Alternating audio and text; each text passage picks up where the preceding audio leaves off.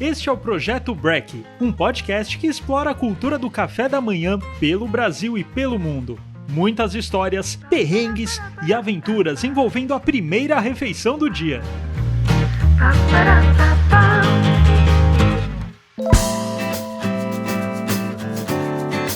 Olá, sejam bem-vindos a mais um episódio. Eu sou Guilherme Zawitch, idealizador do Projeto Break, e estamos aqui na Gup Comunicação, nossa parceira que grava e edita nossos podcasts. Nosso convidado é o jornalista e documentarista André Fran. Ele produziu e apresentou os programas Não Conta Lá em Casa, que virou um livro, sobre viagens a locais distantes e fora da rota, como Iraque e Coreia do Norte. E também O Que Mundo é Esse, no canal Globo News, abordando questões sociopolíticas em vários países. André também é colunista do jornal Estadão, dá palestras e comanda seu canal no YouTube. O Projeto Break está no Spotify e no YouTube, então vai lá, ativa o sininho, curta e comente muito. Bem-vindo, André, tudo bem? Valeu, obrigado pelo convite, estou na área. Obrigado você, cara. E André, a pandemia, parece que te impediu de dar a volta ao mundo, mas você conseguiu trazer muita informação internacional pelas redes sociais. Você está bem ativo, responde a comentários no Twitter, faz vídeos explicativos no YouTube.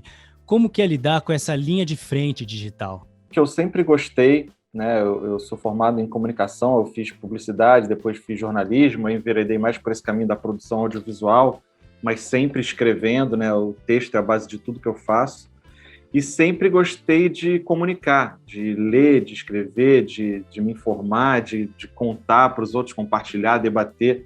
E as redes sociais acabam sendo um tentáculo, né, que você espalha aí nas ondas da comunicação na era da internet. É algo que eu sempre curti estar presente e acabo também usando a favor de divulgar os meus projetos, as coisas que eu faço. Então foi meio que natural. A questão da pandemia, claro, né, você está mais preso, acaba que a forma de viajar, entre aspas, é pela internet, né? Então, também foi uma coisa que deu uma intensificada. E na pandemia, o que foi o fator principal foi que eu criei o canal no YouTube, né? Eu nunca tinha um canal no YouTube, né? A minha produção de vídeo sempre foi para televisão, para cinema, projetos comerciais na internet, né?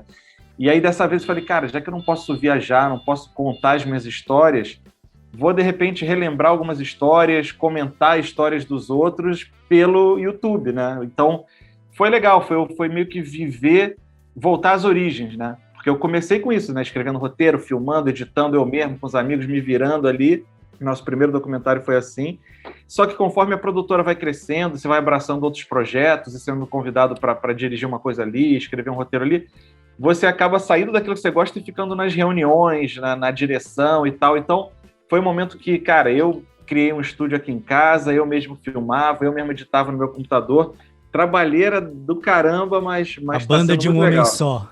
Banda de um homem só. Na pandemia, né, isolada, é isso, mas tem sido muito legal. Ó, fazendo jabá já, aproveitando logo no início, youtube.com/AndréFranOficial. Quem entra lá e confere e comenta se curtiu ou não curtiu. Você comenta bastante coisa, né? Não só o que você já fez, suas viagens, seus programas, mas algum tema relacionado à notícia, à política, né? Você está bem atualizado. É aquela coisa de contar histórias, eu tento ali num esquema meio de explicar, né? De explicar coisas que eu vivi, coisas que eu tô percebendo, coisas que são da minha área, né, da política internacional, mas tentar mostrar de uma forma dinâmica, fácil, acessível, que sempre foi, de alguma maneira, o que eu fiz também com os meus programas de viagem, né?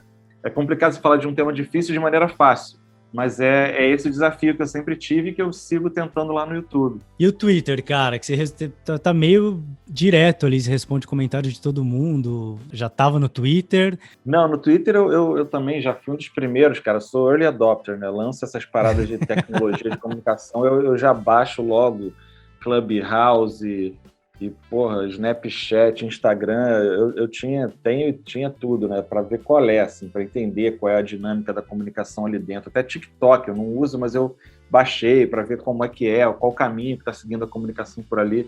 É parte do meu trabalho, de alguma forma, né? Então o Twitter eu já estava desde o início ali, mas também, né, uma coisa que foi intensificando durante a pandemia, porque você está mais preso, então eu fico ali, em vez de estar produzindo, comentando, viajando na estrada, eu estava também ali no Twitter, usando o Twitter para sair um pouco, né, dessa prisão que a gente ficou dentro de casa. E aí o negócio cresceu, né, cara? Porque o Twitter vai repercutindo e tal. Quando eu vi, não acaba, né? E tal, 1.000 seguidores ali, então não dava mais para ter essa coisa que eu gosto mesmo de responder, de dar atenção. Eu gosto da troca, né? Mas assim, quando você tá com 100 e blau mil, não dá para responder todo mundo. Você não consegue né? mais dormir, né? Eu também não quero ficar só respondendo os haters, né? Que acaba o nosso instinto humano, é o cara que xinga ou fala uma coisa errada, você querer corrigir. Então eu também tento me policiar para não ficar respondendo o hater, responder também a galera que comenta, porra, bacana, Fran, legal o seu trabalho, legal você estar falando isso. Então é assim que a gente vai criando uma rede melhor, né? Um mundo melhor. E André, foram muitos países mundo afora, né? Arábia Saudita, Somália, Irã, Mianmar, Coreia do Norte. Você tem ideia do tanto que já comeu por aí? Lembra de alguns exemplos? Eu sou aquele cara que gosta de experimentar de tudo, sabe? Eu sou aquele cara incomodado quando eu ia com a minha mulher na sorveteria e que tinha aqueles sabores coco queimado, abacate com cereja, você fala, puta, vamos experimentar isso aqui tudo, ela pedia creme. Tem 40 mil opções, eu pedi que sorvete de creme. E, cara, no mundo é a mesma coisa, né? Quando eu tô, sei lá, na Ucrânia, eu quero comer o prato típico. Quando eu tô na Geórgia, eu quero conhecer a torta georgiana, que é clássica local. Como que é essa torta? Cara, torta, já eu falei porque me marcou, porque é muito gostosa, cara. É uma torta mesmo, tipo torta doce, aquela que a gente vê em desenho animado, só que ela é salgada. Então, geralmente, eles colocam queijo com carne picada. Nossa, é uma delícia. E é uma farinha específica, né? Eu já procurei aqui no Brasil, que aí quando eu tenho esses pratos que eu gosto pra caramba, eu tento ver se eu acho aqui no Brasil. Uhum. E é difícil achar, porque é uma farinha específica de lá, então não fica nunca igual. Mas, enfim, o meu prato favorito no mundo, que pode ser comida no café da manhã, mas também de almoço, é o khachapuri, que também é ali mais ou menos da região ali de Ucrânia, Geórgia, meio Rússia, né, Cáucaso, principalmente aquela região, que é tipo um pão assim compridinho, que ele fica com um buraquinho com queijo derretido e um ovo por cima. Oh. Nossa, cara. É um buraco quente. E você bota na internet o negócio, cara, você bate o olho e fala, nossa, isso não tem como ser ruim. E me amarro muito, sempre gostei. Quando eu vou pro Japão também, e a galera acha que Japão é sushi, sashimi, igual a comida japonesa que a gente tem aqui, só que, cara, as outras comidas que são mesmo do dia a dia do japonês, né, além do sushi e sashimi, o teppanyaki, o lamen, cara, eu adoro a comida japonesa, então como muito bem quando vou para lá. Mas já comi muita roubada também, cara, já experimentei muita roubada para ver qual é. Já experimentei biscoito de lama no Haiti. Caramba, como que é esse biscoito? Muita gente acha que é por causa da fome, mas não, cara, é meio da cultura deles. Então é a manteiga que ele mistura um pouco de terra mesmo. E aí fica até um negócio bonito, redondinho, assim, com uma cor de coradinha, assim. Eu falei, deixa eu experimentar esse negócio. E aí as pessoas me perguntam, como é que era o gosto? Gosto de lama, uma porcaria. Tinha mordido uma terra, uma merda. Cara, já experimentei barata e larva na Tailândia, naquelas tendas que tem, naquela baratinha comida de rua. Não é tão ruim, mas assim, se tiver uma batata em vez de uma barata, eu vou preferir a batata. No Japão também, esperma de peixe. Ó. Shirako, o nome. Que é meio que uma iguaria, né? Ela é sazonal, é super complicado. É uma parada que tem galera que curte. Eu realmente não curti muito, não. Não achei muito apetitoso, mas... Cara, você falou que não curte muito tomar café, né? Mas café da manhã você gosta. Como que é acordar no meio do nada, em outro lugar do mundo e experimentar algo novo? Cara, isso é uma coisa curiosa, porque eu, no meu dia a dia, em casa, eu não tomo café da manhã também. Também não. Que não é recomendado, na verdade, né? Dizem que café da manhã é super importante para você começar o dia e tal, mas eu no máximo tomo um suco, assim, uma parada. Mas quando eu tô fora, até porque é a hora que eu ainda tô com uma certa estrutura, porque, tipo assim, depois que eu saio do hotel, cara, aí a minha vida e as filmagens são sempre imprevistas, né? Você não sabe aonde vai almoçar, que hora vai acabar, se vai ter restaurante bom, se não vai ter, você vai ter que comer no carro. Então, o café da manhã é a hora que eu gosto de experimentar, de comer com calma, de comer pra caramba. e até para já ficar mais, né, estofado para pelo menos uma boa parte do dia. Então, quando estou viajando, o café da manhã é a minha refeição preferida, e é uma refeição que eu não como no meu dia a dia, engraçado. E você lembra de algum café da manhã inesquecível? Inesquecível pelo lado bom, o Japão é um lugar que é oriental, é asiático, então tem aquelas referências do café da manhã deles que é diferente, tem muita coisa gostosa, e ao mesmo tempo, como eles são mais abertos ao turismo, eles já sabem o que a galera ocidental gosta, então você tem também as opções ocidentais, então é sempre gostoso. Eu me lembro quando eu fui para Vladivostok, na Rússia, né, lá do outro lado, quase no Japão, inclusive, e uma região portuária, né, muito ligada ao mar e tal.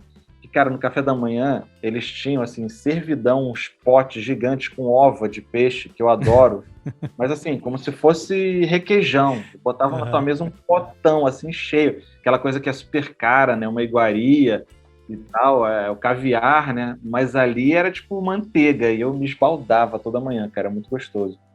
E nesses lugares mais, por exemplo, no Mianmar ou na Coreia do Norte, como que era? Você comia no hotel, tinha que comer na rua? Então, Mianmar era um lugar que era assim, porque não tinha muita infraestrutura, né? Então era meio que sair e procurar uma venda com alguma coisa para comer, um pão, ou uma salada, algo assim. E, cara, no seu Instagram você tem um highlight, né? Onde você faz meio que uma experimentação, desde pratos do Oriente Médio até unboxing no McDonald's do Japão. A culinária e a gastronomia são parte do seu plano de viagem? Ah, sempre. Sempre. Eu acredito que a gastronomia é parte da história e da cultura dos lugares, né? Então, como eu viajo, seja produzindo programas, ou até quando eu viajo a lazer mesmo, com a família, e essa parte da refeição também é uma oportunidade de você viajar, né? De você conhecer uma coisa diferente, de você entender por quê, né? Sei lá, a Turquia é um super exemplo disso, né? A influência dos temperos, né? Como é que aqueles temperos chegaram ali, por que são referência daquele lugar, né? O que eles contam da história daquele lugar, dos vários ciclos que passaram por ali. E assim, é a mesma coisa em outros lugares. Então, eu sempre tento... Claro que depois você, né, não vai toda a refeição você ser uma viagem no tempo, mas assim, pelo menos alguns restaurantes ou algumas refeições você tentar fazer com que seja algo clássico do lugar e que você entenda por que aquilo é um clássico daquele lugar, né? Por que aquele legume, aquele tempero, aquele prato específico, né, pertence àquele lugar. E por que o McDonald's, cara? Você é um entusiasta também da rede? Cara, eu sou o cara do paladar infantil, apesar de gostar de conhecer culinárias mais exóticas e até coisas mais especiais, mas eu também sou um cara que gosta do trash, gosta do fast food pra caramba, do sanduichão, do burgão, que às vezes bem feito é super legal. E o McDonald's acaba sendo aquele porto seguro, né? Você sabe o que vai entrar ali, que você vai ter aquele sabor que você está acostumado em qualquer lugar do mundo. Mas o McDonald's também é legal por esse lado. A gente já mostrou o McDonald's em alguns episódios dos programas, porque sempre tem uma coisa característica daquele lugar. Por exemplo, o McDonald's do Irã não é McDonald's, né? Porque é proibido pelas relações, a ruptura diplomática dos países é proibido empresas americanas, então não tem McDonald's no Irã. Então os caras criaram um McDonald's dele, botaram um Mzão lá amarelo, fundo vermelho, e o sanduíche não tem nada a ver com o McDonald's. E no Japão você vai ter um McDonald's, vai ter o hambúrguer que o pão de arroz, então é super diferente. Quando eu estive em Moscou, eu fui ver o primeiro McDonald's que abriu em Moscou, depois, né, da queda da União Soviética, que também é uma coisa histórica, né, pra caramba. E sempre tem um prato, no Canadá tem o poutine, né, que é a batata com maionese e tal, que é diferente. Então o McDonald's também é cultura, tem o seu valor. E cara, você falou de trechão aí, você como carioca, qual que é o trechão clássico aí do Rio? O Rio tem bastante coisa trash boa, assim, trash que eu digo trash de qualidade. Em frente ao lugar onde era produtora, que é no Maitá, aqui na zona sul do Rio, tem um cachorro-quente clássico, que é o cachorro-quente do Oliveira, que é uma barraquinha que fica na rua e ficava muito perto de uma casa de shows, que já até acabou, mas o Oliveira permaneceu vivo. E era aquela comida da galera da larica do fim da noite, que ia lá comer aquele cachorro-quente, cara, mas, assim, uma bomba de alimentos. Tinha ervilha, batata frita, purê de batata, maionese, ketchup. Era uma refeição em forma de cachorro-quente. O cachorro-quente era só a base para você tipo, colocar um prato feito em cima. Era quase isso. Pô, legal, você tem que colocar isso no seu highlights, cara, lá nos reviews também. Vou botar, cara. Quando der para visitar de novo, vou botar. E, meu, tanto no livro como no programa Não Conta Lá em Casa, né? Eu senti, assim, um forte entusiasmo, alegria em desbravar, encontrar, entender o mundo e seus habitantes. É uma sensação de que era tudo uma aventura mesmo, rumo ao desconhecido. Essa foi a ideia do programa? Vocês foram meio, tipo, vamos ver o que acontece? Era a ideia de ver com os nossos próprios olhos aquelas histórias que a gente acompanhava, que a gente tentava entender, que a gente queria conhecer melhor e sabia que por diferentes motivos elas não eram contadas de maneira tão fiel no Brasil ou para o público jovem brasileiro ou para o Ocidente mesmo, né? Às vezes porque eram lugares inacessíveis, né? Por questões de políticas ou por estarem em situação de guerra ou por estarem se recuperando de desastre natural, às vezes por questões políticas no sentido de relações políticas e comerciais. Então é um país que não é tão visto ou tão conhecido de forma positiva para a gente, né, que acaba tendo uma influência mais de Europa, Estados Unidos e tal. E às vezes por desconhecimento mesmo, porque é uma cultura diferente, um lugar que não está muito no roteiro de viagem das pessoas. Então a nossa ideia era essa, não era passar perrengue ou mostrar lugares em guerra ou grandes aventuras, não, era mostrar esses lugares que as pessoas não conhecem e que, por mais que estejam passando por dificuldades ou situações difíceis, sempre tem algo bacana a mostrar, né? Seja o povo hospitaleiro, seja visuais incríveis que a gente nunca podia imaginar. Então, no Irã, cara, é o povo mais hospitaleiro do mundo. No Afeganistão, muita gente não sabe, mas, cara, eu tenho imagens de lagos azuis lindíssimos, moldurados por montanha com neve, assim, coisa que você nunca imagina no Afeganistão. Na Etiópia, aquele lugar que nunca foi colonizado, então aquele orgulho dos etíopes, né, a imponência dos homens e das mulheres, a história deles, da civilização ali. Todo lugar tinha algo interessante assim que a gente queria mostrar que as pessoas não tinham tanto acesso. Então, acaba que o DNA de todos os projetos que eu faço, né, que eu sempre fiz, meio que pegam por aí. Não é simplesmente projetos de viagem, mas viagem que tragam um olhar diferente, que quebrem paradigmas, que mostrem outras culturas para que as pessoas tenham acesso, que questione as injustiças, que mostre essas injustiças para as pessoas também abraçarem causas que hoje com a internet a gente pode abraçar, causas que estão lá do outro lado do mundo, mas a gente pode sim fazer a diferença com a nossa voz. Então, a proposta sempre do que eu faço, né, dos programas de TV ao canal no YouTube, sempre passa por aí. E você comentou de Afeganistão, para chegar nesses locais é muito complicado? Putz, no Afeganistão especificamente porque pouca estrutura, né? Estrada muito ruim e perigosa. Eu me lembro que a gente uma vez estava viajando, cara, 4 horas de viagem para chegar em Bandiamir, que era esse lugar dos lagos. A gente ia passar por Bamiyan, que é aquele lugar que tinham as estátuas gigantes de Budas, né? Umas estátuas de mais de 70 metros que o Talibã explodiu, né, porque era contra qualquer tipo de culto religioso que não fosse a versão radical do Islã que eles interpretavam. E a gente estava 4 horas de estrada e o nosso guia falou, seguindo por esse lado aqui, a gente tem mais 3 horas de viagem. Por esse outro lado aqui, é só 1 hora de viagem, mas corre o risco da gente encontrar Talibã. O que vocês querem? A gente, não, vamos pela segurança. Então, foram mais 3 horas de viagem com a coluna quicando ali.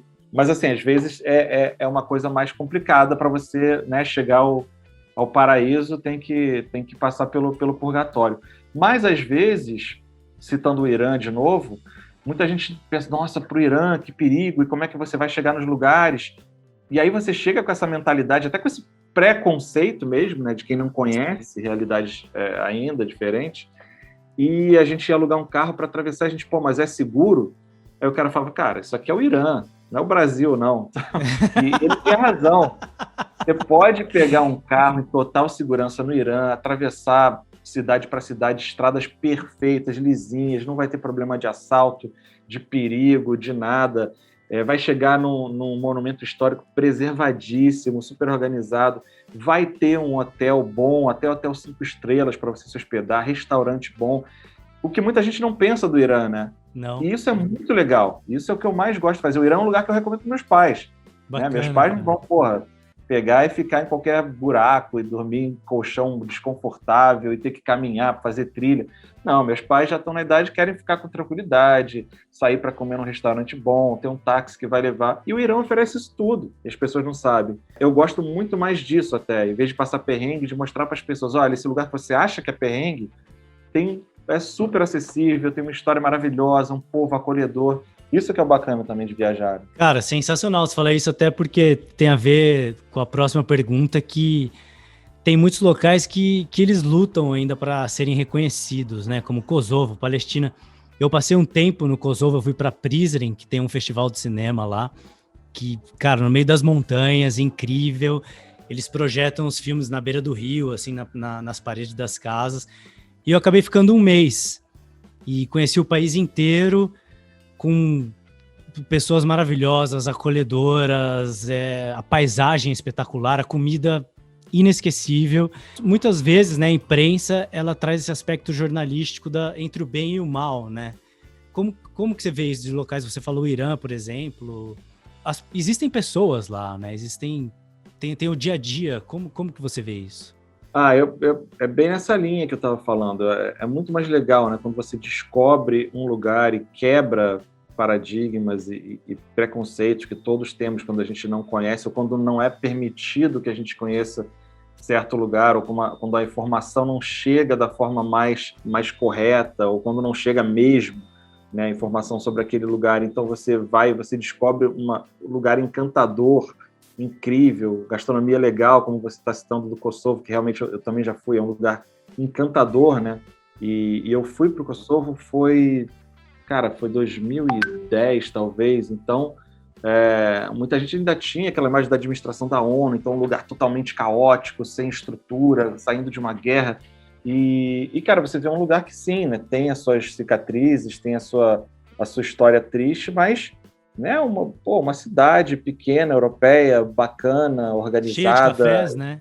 Cheia de cafés e cultura, e as pessoas trabalhando e na rua. E isso é muito legal, isso é muito legal. E você já foi também para a Palestina, né, cara? Que a gente acabou de ter mais uma tensão aí no Oriente Médio. Como que é a Palestina? O que as pessoas comem? A shakshuka mesmo? Tem bastante hummus com pão pita? Por aí, essa culinária que eu curto pra caramba também, né?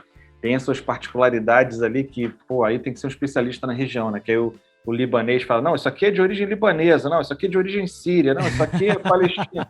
Então, cada um puxa para o seu lado, né? Mas é aquela culinária que a gente chama de árabe que a gente adora, né? Falafel, hummus, e eu gosto muito também. E, assim, em termos de região, de viagem, é aquela coisa também de você ver com seus próprios olhos, né? Então, agora mesmo, né, a questão da Palestina, de novo, né, mais um conflito.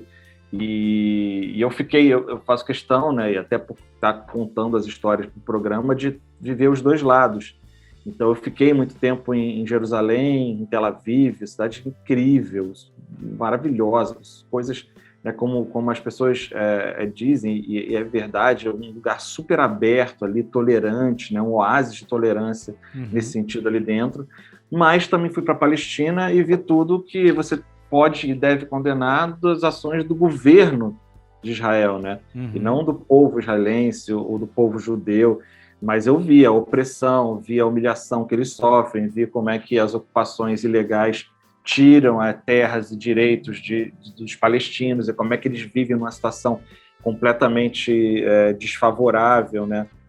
De injustiça mesmo. Então, é importante você ver os dois lados, né? E separar também essa coisa do governo e do povo. Né? Isso eu faço questão sempre de fazer essa distinção, né? Quando eu estou criticando, é uma crítica às ações de um governo. Então, quando eu fui para a Coreia do Norte, aí eu torcia para a Coreia do Norte na Copa do Mundo. As pessoas, como assim? Torce para a Coreia do Norte, uma ditadura. Eu falei, não estou torcendo para a ditadura norte-coreana.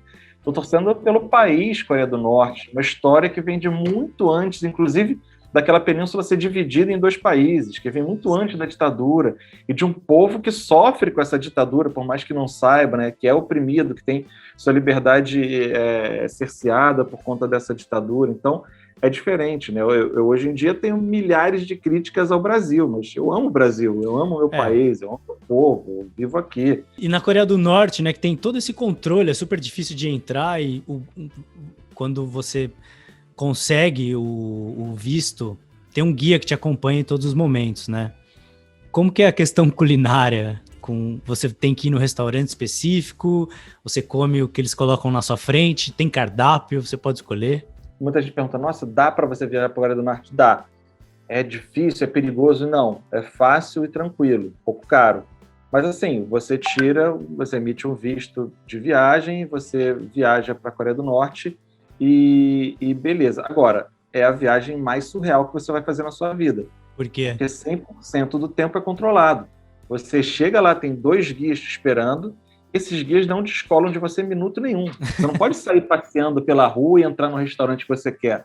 E aí você tem todo um roteiro estabelecido da hora que você pisa no território norte-coreano até a hora que você pisa no seu avião para voltar para o seu destino de origem, para o seu país de origem. Você acorda, toma café no hotel, e aí eles já te levam para conhecer o lugar tal, e depois o lugar tal, e almoço no restaurante X. E aí outro passeio, jantar no restaurante Y e volta para dormir em casa. Volta e meia tem uma opção ou outra de cardápio, assim, você pode escolher A ou B, mas geralmente já tem um banquete de fartura, assim, porque é muito feito esse roteiro para o turista ver. Não é a vida real que você está vendo. Você está vendo que a ditadura permite que o turista veja. Então é uma fartura, tudo é perfeito, tudo é lindo. Então você tem que ter essa consciência. Mas em termos de culinária, cara, cada refeição era um banquete. Aí você estava na cidade mais litorânea e você tinha, vários tipos de peixe, temperos e molhos diferentes. Aí você ia para uma região mais montanhosa, de raízes e temperada cada uma de uma forma. Era um fecho, assim, para quem gosta de culinária, também é literalmente um prato cheio, porque é um destino culinário indicado, ótimo, cara. Então. E a culinária coreana é muito boa. Eu me amarro no tempero. Esqueci o nome agora do tempero, cara, que eu tentei um tempão achar aqui, que é tipo um ketchup, só que é mais apimentado e mais escuro. Depois eu te cato aqui. Eu lembro que é aquele que eles colocam no bimbap, né? No arroz mexidinho com carne e ovo. É muito bom. Exatamente, é bom demais. E, cara, comida de rua esquece na Coreia do Norte, então. É só restaurante. Só restaurante. Você não... Rua, não é nem comida de rua. Rua esquece. Você só pisa na rua quando os seus guias estão te levando de um ponto a outro. Ou te pegando da van e andando até o ponto turístico que você vai conhecer, a um monumento em homenagem ao grande líder ou à universidade do grande líder. É só esse momento. Você não passeia sozinho em Pyongyang ou nenhuma cidade da Coreia do Norte em momento nenhum da sua viagem. André, quando estourou a pandemia, né, você estava no Japão e tem uma coluna legal que você escreveu no Estadão, bem interessante, que você faz um comparativo do comportamento do carioca da Zona Sul e o do japonês. Se fosse possível pegar sua câmera hoje e documentar o que acontece no Brasil, qual que seria a sua visão? Cara, seria trágica, né? Porque não basta a gente ter um governo negacionista que promove a morte de mais de 450 mil pessoas, mas a gente, apesar de ser um exemplo mundial do que não fazer na pandemia, você vê que ainda tem um núcleo de apoio a esse tipo de insanidade, né?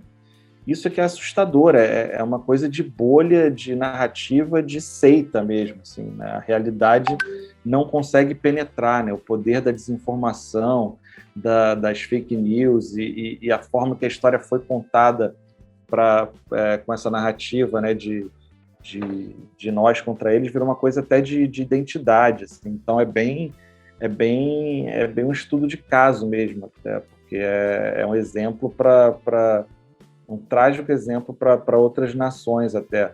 Mas, assim, quando eu estava no Japão, né, fazendo esse comparativo, ainda nem era pandemia, né, porque a pandemia foi quando escalou para uma coisa global, era um início ainda de um foco. Inclusive, estavam acontecendo em Wuhan e as pessoas assustadas, e o segundo maior foco de infectados fora de Wuhan, na China, né, que foi o início de tudo, era o navio Diamond Princess, que estava atracado num porto ali perto de Tóquio, que a gente foi até ver, né, a gente cobriu isso. Então, ali, eles, por ser o Japão uma das maiores metrópoles do mundo, uma população muito envelhecida, ou seja, um prato cheio, né, para uma epidemia, para um vírus, eles já estavam tomando todas essas medidas que na hora a gente estranhava. Então, máscara em tudo que é lugar, álcool gel em tudo que é lugar. Então, a gente estranhava aquela coisa de, cara, tá infectado, ele é isolado de todo mundo, é colocado em quarentena. A gente, cara, quarentena, né? Que é aquela coisa que a gente imagina aqueles navios, né, do século passado fazendo. Então, depois virou a norma, né, para o mundo todo, quando se tornou uma pandemia mesmo, a Covid-19. A pandemia ainda não existia, ainda era uma coisa muito... que estava no nosso imaginário ainda, né? Não era parte da nossa realidade cotidiana, e eles já estavam tomando atitudes que o brasileiro, mesmo depois de ter sido declarada a pandemia, da gente saber os riscos, da gente saber as medidas científicas mais apropriadas, o brasileiro estava ignorando, estava lidando com aquilo de forma completamente negacionista e irresponsável. Então foi um choque de realidades, assim, para quem saiu de um país e caiu no outro nesses momentos tão específicos. E, cara, o programa tem uma playlist no Spotify, né, chamada Projeto Break, onde todos os convidados escolhem uma música para fazer parte dela. E qual som que não pode faltar para você? Uma banda que foi de trilha sonora de vários episódios. É uma coisa muito de climas, assim, de momentos mais agitados, de momentos mais contemplativos. Acho que toda viagem tem um pouco disso, né? Então, é Explosions in the Sky, o nome da banda. Se quiser escolher uma música específica, Your Hand in Mine, que também é muito legal e tem vários momentos diferentes. É um bom embalo para viagem ou para trilha sonora de programas de viagem. Beleza, André, obrigado.